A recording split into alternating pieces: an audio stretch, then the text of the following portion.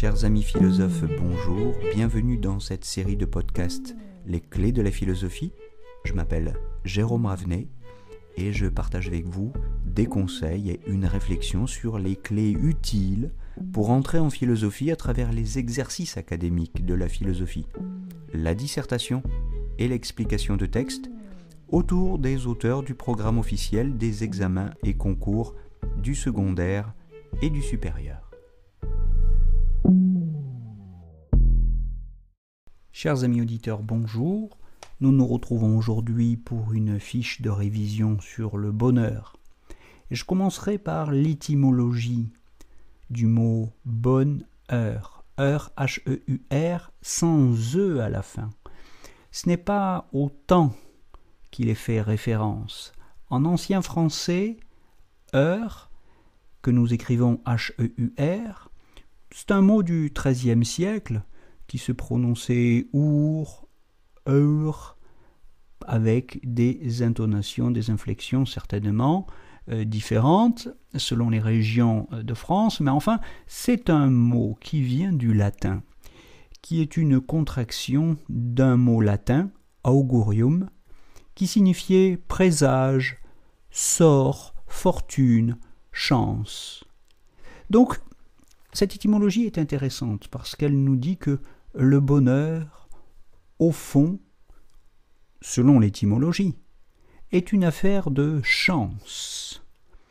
Alors, nous voyons poindre à l'horizon un problème qui, en un sens, est le problème de toute la philosophie grecque, puisque vous savez sans doute, et si vous ne le saviez pas, vous apprendrez que la philosophie grecque, les écoles de philosophie grecque sont des écoles du bonheur. Elles proposent toute une sagesse. Cette sagesse, indissociable du savoir, est un chemin qui mène au bonheur. Alors vous voyez tout de suite le problème, puisque d'un côté on a un mot qui, en français du moins, pas en grec c'est encore un autre mot, eudaimonia, mais en français nous avons un mot qui, à travers son étymologie de l'ancien français, nous renvoie à une racine latine qui fait référence à la chance, au petit bonheur, comme on dit, au petit bonheur la chance. Tandis que les écoles de philosophie nous proposent une méthode. S'il y a une méthode du bonheur, c'est que ce bonheur ne relève pas simplement de la chance, c'est-à-dire du hasard. S'il y a une méthode, c'est-à-dire une ascèse, un ensemble de moyens qu'il est possible de se donner pour atteindre cet objectif, c'est que le bonheur ne dépend pas simplement du hasard. Alors il faudra préciser et voir un petit peu comment les épicuriens, comment les stoïciens, comment les académiciens, c'est-à-dire les disciples de Platon qui se réunissent à l'académie, comment les disciples d'Aristote qui se réunissent au lycée, etc. On pourra voir comment toutes ces écoles de philosophie nous conduisent à la sagesse, par quelle méthode exactement, qu'est-ce qui les caractérise, qu'est-ce qui les distingue. Mais je laisse cette question pour de prochains podcasts. Je voudrais simplement préciser dans cette mise en perspective historique de la problématisation du bonheur que la religion chrétienne est venue contester cette prétention des écoles de philosophie grecque à nous conduire au bonheur par une méthode assurée.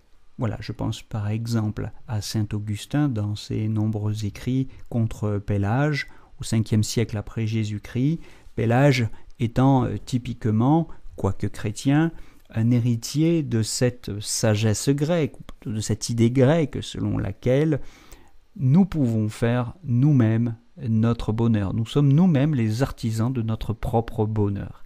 Eh bien, pour saint Augustin, docteur de l'Église, retenez cette idée qui fera date, c'est l'idée que une méthode ne suffit pas pour atteindre le bonheur. Certes, il nous revient de faire tout ce qui est en notre pouvoir, mais il est besoin d'une grâce.